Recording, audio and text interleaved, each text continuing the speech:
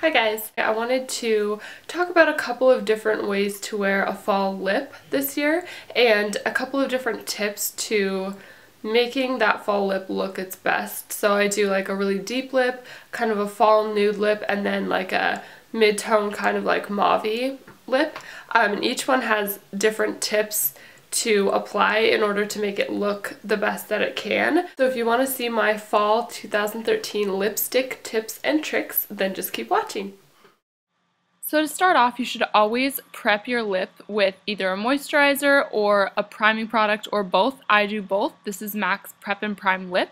And then I'm going to go in with my lip liner. You will notice, and it'll probably bother you, that I don't make any sort of production of my lip liner. I don't make sure that it's perfect. I don't like it to be smooth, nothing like that. All I do is basically make sure that I'm coloring inside the lines, and then I'm going to just smudge it downward into my lips and kind of blend it into my lip color, so it really doesn't matter that it's like a perfect lip lined line. You'll see that in a second, and so you'll notice that that's why it's super uneven. I just don't take any care on that side of the line. So this is what I was talking about. I'm just going to blend it downward in toward the center of my lips, and you'll see it just kind of creates a more natural looking ombre effect, over which I'm going to add just my favorite nude. You can use whatever nude that you prefer. But this kind of just gives it that appearance that it's still a nude lip, but it's a little bit different for fall. It's a little bit pinker, a little bit deeper, and just something a little bit, you know, different from the typical spring summery nude lip. So that is the first tip that I have.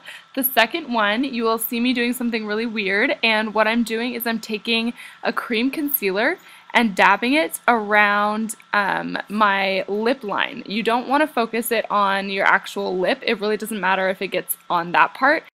The point is to get it on that very edge of your lip, and what this is going to do is, especially if you have fair skin like me and you're trying to use kind of like a mauve tone of lip shade like the one I'm using right now, it's going to actually separate that lip shade from the rest of your skin and make it pop and stand out a little bit more. For the longest time, I could not figure out why I absolutely could not wear this sort of tone, and the reason is because it was just making my lips look like they bled into the rest of my face.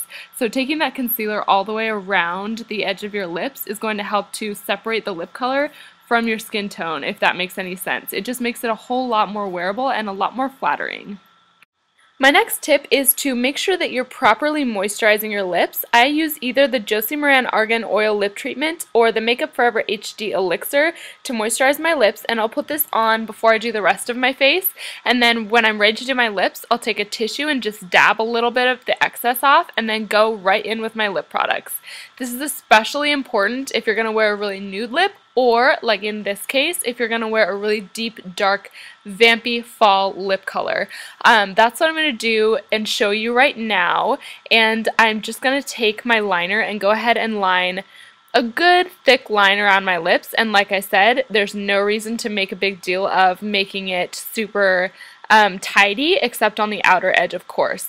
This lip color is by Kat Von D. It's called Homegirl, and it's actually less red in real life than it's coming across on camera. It's more purpley, and I am obsessed with purple lip colors for this fall. Absolutely in love. I cannot get enough purple lip colors. It's a little silly.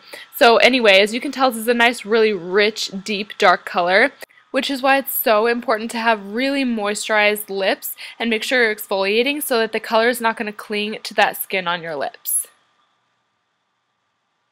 Okay, so I hope that was helpful to some of you. I realized that I'm not wearing any of the looks that I did in the video. That's because this is a totally separate day, but I filmed the intro on that same day and I just didn't like it, so I'm redoing it now, so that's what we're working with.